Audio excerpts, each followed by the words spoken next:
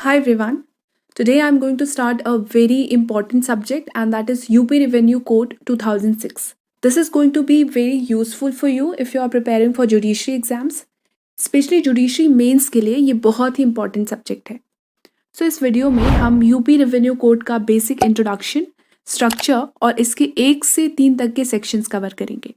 So for starter, let's begin with the introduction of this code. UP revenue code 2006 जिसे हिंदी में उत्तर प्रदेश राजस्व संहिता 2006 भी कहते हैं.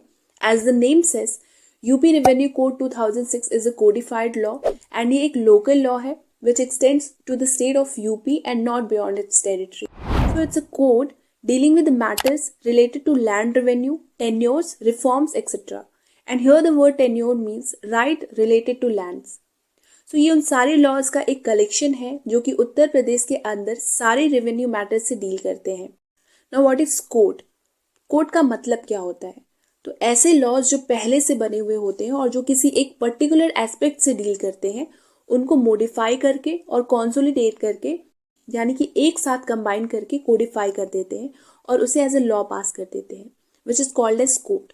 सो यूपी रेवेन्यू कोड 2006 एक कोडिफाइड लॉ है जो उत्तर प्रदेश स्टेट के रेवेन्यू एंड टेन्योर से रिलेटेड मैटर्स से डील करता है. And before this code there were 35 legislations regarding land tenure and land revenue in Uttar Pradesh which were inconsistent and were not able to provide speedy justice in revenue matters. For example, UP Zamindari Abolition Act, Land Reform Act 1950 etc. तो इन सारे ही legislations को remove करके उनको consolidate करके ये एक code बनाया गया है जिसे हम यूपी रेवेन्यू कोड कहते हैं, जिसका एम या ऑब्जेक्टिव है पहला यूपी के अंदर के सारे ही रेवेन्यू मैटर्स और उनसे संबंधित लीगल रूल्स और प्रोसीजर्स को सिंप्लीफाई करना और रेवेन्यू मैटर्स में स्पीडी जस्टिस प्रोवाइड करना by creating revenue codes. So state के अलग अलग डिवीजन में रेवेन्यू कोड्स सेटअप की जाती हैं ताकि जितने रेवेन्यू मैटर्स हैं स्टेट के अंदर उनका स्पीडी डिस्पोजल किया जा सके.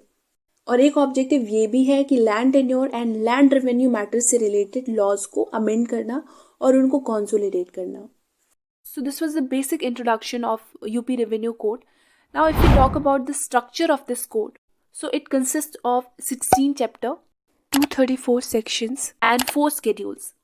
वैसे तो ये कोड है 2006 का बट ये इन्फोर्स हुआ 2012 में ऑन 29 नवंबर चूँकि इसको प्रेसिडेंट की असेंट मिली 2012 में एज एक्ट नंबर 8 इसलिए ये हमारा 2012 का एक्ट नंबर 8 है.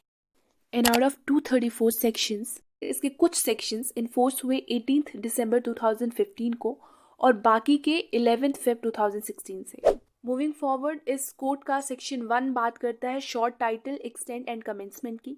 शॉर्ट टाइटल का मतलब होता है the name of the legislation. So this act is called as UP revenue code 2006 and it extends to the whole of UP. Now section 2 बात करता है एप्लीकेबिलिटी ऑफ द कोड की, मतलब ये कोड कहाँ कहाँ पे अप्लाई होगा. So as we all know that this code consist of 16 chapters. And out of these 16 chapters, chapter 8 and 9 को छोड़ के बाकी के चैप्टर्स में जितने भी प्रोविजंस हैं वो पूरे यूपी में अप्लाई होते हैं. और चैप्टर 8 एंड 9 यूपी के सिर्फ उन्हीं एरियाज में एप्लीकेबल होते हैं जहाँ पर स्केड्यूल 1 में स्पेसिफिक इनैक्टमेंट एप्लीकेबल होते हैं. सो इस कोड के अंदर 4 स्केड्यूल्स होते हैं. Out of these 4 schedules, schedule 1 में जो इनैक्टमेंट्स यानी कि जो कानून या अधिनियम दिए हुए हैं तो जिन एरियाज में ये इनैक्टमेंट्स एप्लीकेबल है सिर्फ उन्हीं जगहों पर चैप्टर 8 और 9 अप्लाई होगा. लास्टली सेक्शन 3 बात करता है extend of the code to new areas which means अगर उत्तर प्रदेश की टेरिटरी के अंदर इस कोड के कमेंस होने के बाद कुछ नए एरियाज ऐड किए जाते हैं तो ये यूपी गवर्नमेंट की जिम्मेदारी बनती है कि वो अपने ऑफिशियल गैजेट पे ये नोटिफाई करें कि ये कोड किस तरीके से उस नए एरिया में एप्लीकेबल होते हैं. Apart from this state government इस नोटिफिकेशन को कभी भी अमेंड या ऑल्टर कर सकती है. So with this I am concluding the session here only and इसके बाकी के सेक्शंस को हम कवर करेंगे अपनी अगले वीडियो में.